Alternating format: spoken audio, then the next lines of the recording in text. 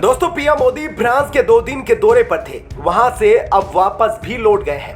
लेकिन फ्रांस की संसद में एक ऐसा कांड हुआ जिसे भारत की मीडिया अभी भी नहीं दिखा रही है, बल्कि फ्रांस की कुछ ऑफिशियल मीडिया ने ही इसे दिखाना शुरू कर दिया है। बता दें कि प्रधानमंत्री मोदी ने फ्रांस के संसद में ऐसा कांड किया कि भारत को कहना पड़ा कि तुम अपने काम से मतलब रखो, घुसो मत। यानी कि फ्रांसीसी संसद में यह बयान भारत ने दिया है। यह सब क्या कुछ हुआ है और क्यों इसकी चर्चा हो रही है, यह अब हम आपको डिटेल में बताते हैं। दोस्तों, देखा जाता है कि जब पीएम मोदी की यात्रा होती है तो उस समय कुछ पीएम मोदी के खिलाफ जाल बिछाए जाते हैं और इस तरह के संदेश देने की कोशिश की जाती है कि भारत के पीएम की छवि खराब है।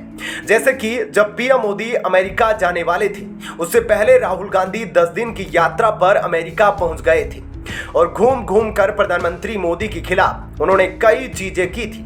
हालांकि इसका कुछ फायदा नहीं होता और पीएम मोदी जहां भी पहुंचते हैं उनका धमाकेदार तरीके से स्वागत होता है। ऐसा ही कुछ यूरोप में भी देखने को मिला। जब पीएम मोदी यूरोप की यात्रा पर थे, यानी फ्रांस की यात्रा कर रहे थे, तब यूरोपियन पार्लियामेंट में एक नया खेल हो गया।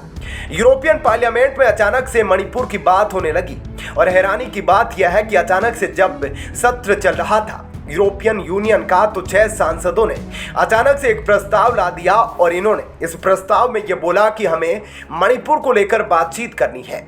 यूरोपीय संसद का फ्रांसीसी शहर है जहां के संसद में इस प्रस्ताव को लाया गया और प्रस्ताव में कहा गया कि तुरंत इस पर बहस करो और इसके लिए कोई नई डेट फाइनल करने की जरूरत नहीं है।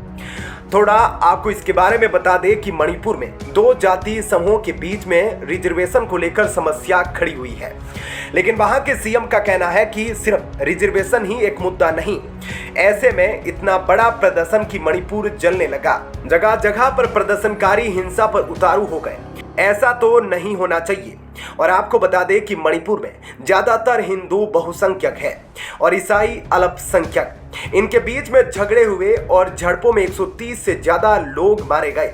हजारों लोगों को इधर उधर रहना पड़ रहा है। तो कहीं उग्र और उपद्रवी समूह ने पुलिस के हथियारों को भी लूट लिया और इन सारी चीजों में हवा दी जा रही है क्योंकि म्यांमार से सीमा लगती है मणिपुर की और बहुत सारे रिफ्यूजी और बाहरी तत्व यहाँ घुस आए हैं। इन बाहरी तत्वों ने मिलकर यहाँ पर प्रदर्शन को हिंसक बनाना शुरू कर दिया। ऐसे में यूरोपियन यूनियन में इस चीज को लेकर कहा जा रहा है कि हम बहस करेंगे और बहस करके प्रस्ताव निकालेंगे कि क्या होना चाहिए और क्या नहीं होना चाहिए।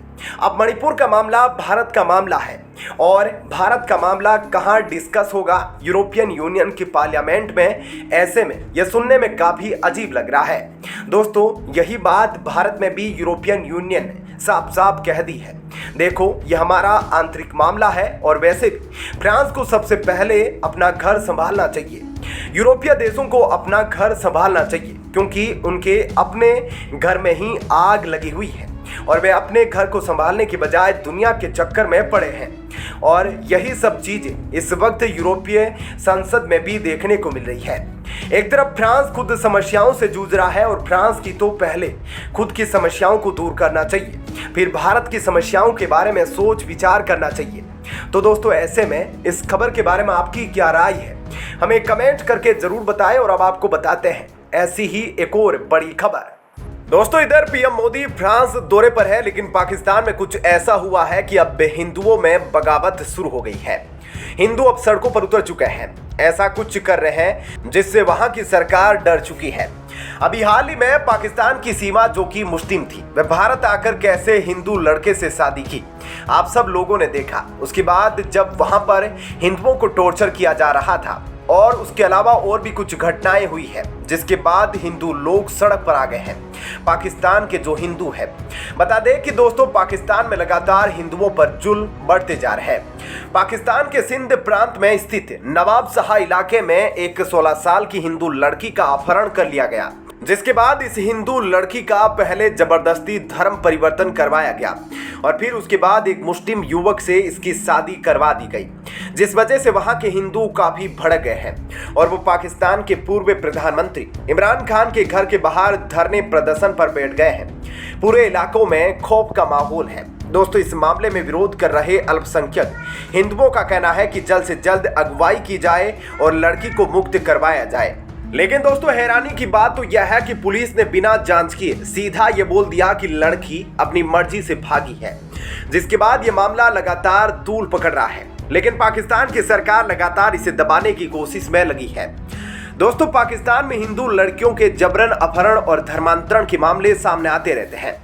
इसमें बहुसंख्यक समाज की मौन सहमति भी साफ नजर आती है। पाकिस्तान में माइनॉरिटी का मुद्दा बनाने वाला पाकिस्तान अपने ही देश में इस तरह के घिनौने काम करवा रहा है। बता दें कि लगभग सारे धर्म परिवर्तन के मामले पाकिस्तान के सिंध प्रांत से सामने आए हैं, क्योंकि सिंध प्रांत में ज्यादातर लड़कियां हिंदू परिवार की है। यहां तक कि सिंध के दूर दराज के इलाकों में इस्लामिक संस्था खुद यह दावा करती है कि उन्होंने सैकड़ों हिंदू महिलाओं को इस्लाम कबूल करवाया है। ये कट्टर इस्लामिक संस्थाएं जबरदस्ती हजारों हिंदू लड़कियों का धर्म परिवर्तन करवा चुकी है। दोस्तों बता दें कि पाकिस्तान में हिंदू लोगों के साथ साथ उनके धार्मिक स्थलों को भी खतरा है।